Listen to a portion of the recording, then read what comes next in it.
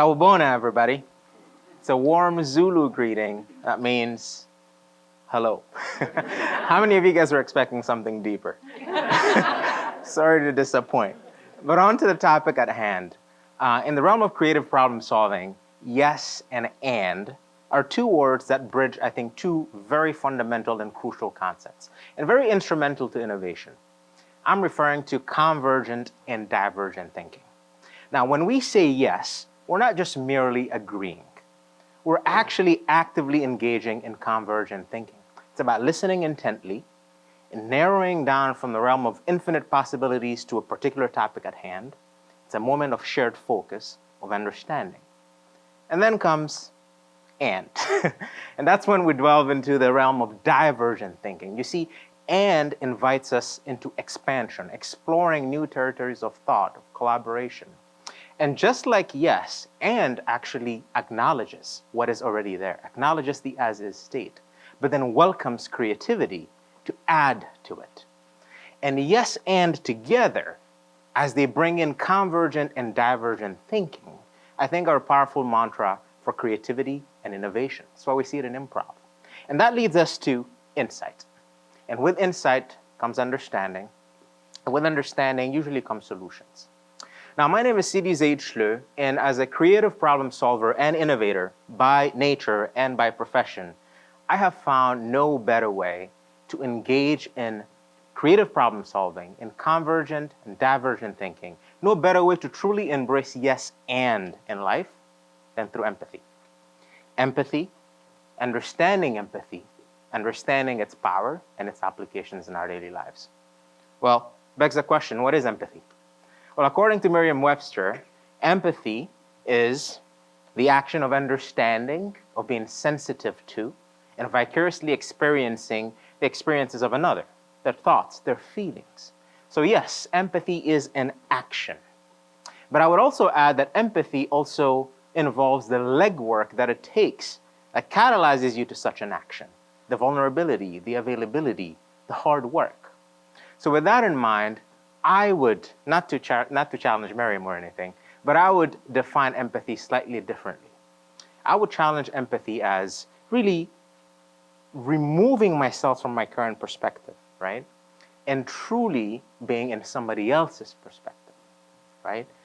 And from that place, seeing them, truly seeing them. And not just that, recognizing that from a place like that of interconnectedness, true understanding comes. It's vital to understanding. Now, I like to start with a story that reminded me of the power of empathy recently. I do a lot of traveling, and my most recent travels was with my cousin, Hadiatu. Now, picture this in one of our flights. A baby had been crying for 10 to 15 minutes. Now, I'm not talking about just whimpers. I'm talking loud screams, screeches. It had been going on for 15 minutes. And you can imagine it if you travel often, you've probably experienced this. Some passengers shuffling uncomfortably in their seats. You've got the looks that come with tone, because you know some looks have tone. Mother looking left and right apologetically. You can sense the discomfort was palpable. And then something remarkable happened. My cousin Hadiatu, who was a mother herself, walked over and brought the source of all of that noise close to me. And she said, well, I spoke to the lady and I asked if I could carry that baby for a little bit so she could take a break and rest. I am feeling her pain, she said. Now, is that true? Is that possible? Can you truly feel somebody else's pain? Not just imagine it, but can you feel it? Well, it turns out empathy is not just an emotional reaction. It's actually a physiological one. And drawing from the work of Dr. Helen Rees, who's a professor of psychiatry at Harvard Medical School, and currently, I think, the director of relational science at Massachusetts General Hospital, we learned that empathy actually manifests itself physiologically. When doctors and patients are sharing in empathy with one another, when you are being empathetic with someone and they're receiving that, our physiological states sync up, our heart rates. Imagine that, and we can observe that through skin resonance testing. We can see aspects of ourselves that are trying to be in rhythm with one another. How incredible is that? Turns out that our brains are fascinating. Okay. No, but our brains host things like, we can call them empathy circuits. They're parts of our brain that light up or activate when we share in the emotions of another. How incredible is that? That our ability to feel what another is feeling is hardwired into our makeup. When we empathize with another, there's a neural event attached to that. I'm going to say that again. Our ability to empathize with one another is hardwired into our very makeup. Now, what you see in the screen here, and don't worry too much about the pictures, my next slide will zoom, is the results of a magnetic resonance imaging test of a study that was done with 16 females and their partners. Now, each female received a series of electrical shocks on their fingers using an electrode, and the brain activity was recorded in green. Well, through a cleverly placed mirror, they also observed their significant others receiving the same shock that they had just received. Unbeknownst to them, their brain activity was also being recorded in red. Now, the big takeaway is that whether or not these ladies were actually feeling the pain directly or anticipating the pain that their partners were receiving, different pain matrices were activated. That's one. And number two is that when it came to the affective dimensions of pain, because when we think about pain, pain has multiple dimensions. Some would disagree, but usually we're talking about affective dimension of pain and a sensory dimension to pain, right? Sensory being, for instance, the intensity of the pain, and the affective dimension being the level of discomfort. Now, when it came to the affective dimensions of pain, there was actually parallel activity, which is what you can see from the clusters with the red and green clustering together. So I don't know, maybe my cousin was right. Maybe she is right. She was indeed feeling her pain. Now, they say that a picture is worth 1,000 words. So here are 2,000. So because I'm emotionally allergic to needles, that first picture just makes me cringe. I feel something inside my body already. I feel it. I'm not there, but I feel it. And moms in the audience, maybe you can empathize with the second picture. The baby is receiving the shot. The baby is feeling the pain, but the mom is feeling it as well. Empathy. You see, in human interaction, empathy, I think, goes beyond just, as powerful as this is, individual experience or maybe the connection between two people.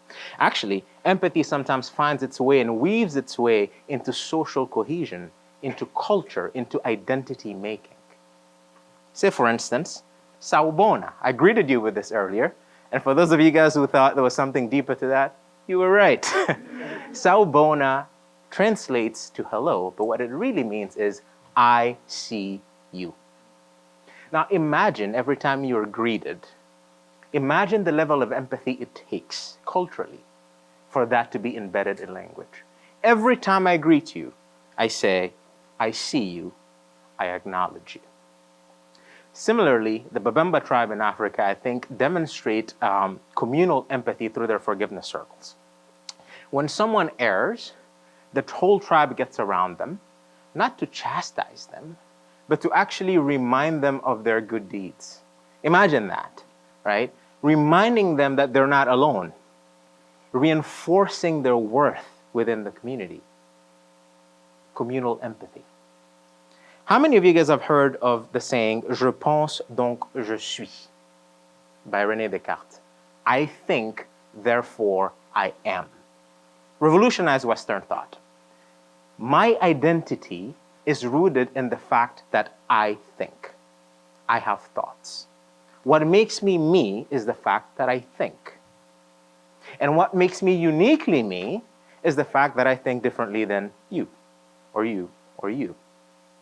Now let's contrast that to Umuntu, Ngumuntu, Ngabantu, often summarized under Ubuntu.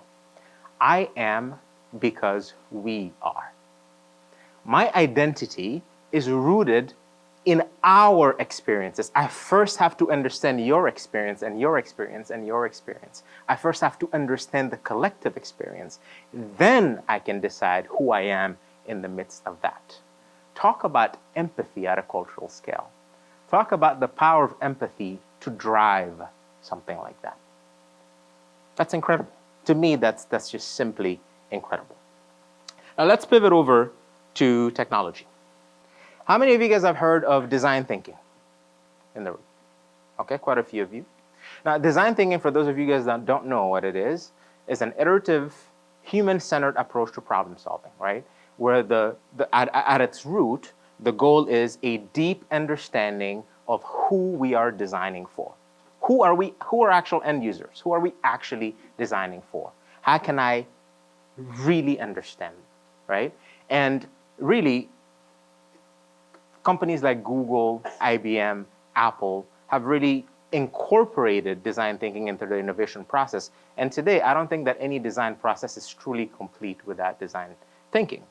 And designers and companies and businesses have been able to achieve breakthrough innovations that aren't just technologically feasible or economically viable, but that are actually desirable by the users.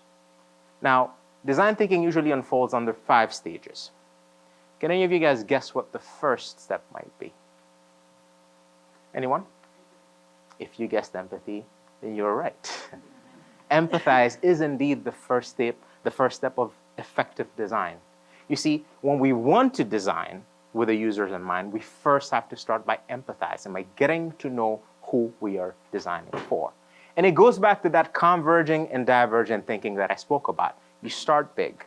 Let me empathize with everybody. Let's understand the problem statement. Well, there's not even a problem statement there. I caught myself. Let's understand the users, right? And then we can maybe converge into, okay, what is the theme that is tying all of these things together? Then we can maybe define an opportunity or a problem statement. And then we diverge again. Let's ideate potential solutions. How can we enable this opportunity? Or how can we tackle this particular problem?